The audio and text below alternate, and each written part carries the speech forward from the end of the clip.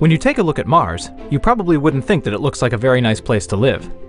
It's dry, it's dusty, and there's practically no atmosphere.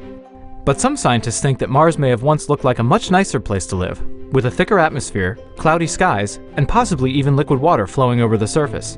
So how do you go from something like this to something like this? NASA's MAVEN spacecraft will give us a clearer idea of how Mars lost its atmosphere, and scientists think that several processes have had an impact. One of these processes is called sputtering, where atoms are knocked away from the atmosphere due to impacts from energetic particles. In our solar system, the sun constantly emits high-energy photons.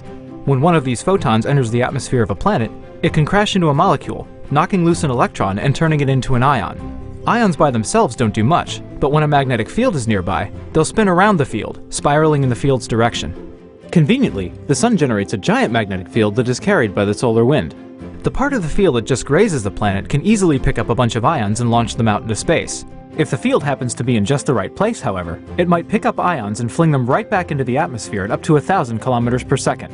The ions can then crash into other molecules and fling atoms everywhere like a cue ball in a game of pool. Some of these atoms can be knocked, or sputtered, into space, causing atmospheric loss. And over billions of years, this could have caused quite a bit of change, especially since the solar wind may have been more intense early in our solar system's history. Scientists think that all of this may have caused Mars to gradually transform from what may have been a very nice place to live into the dry, dusty world we know today. And MAVEN will study this process and tell us how it really works.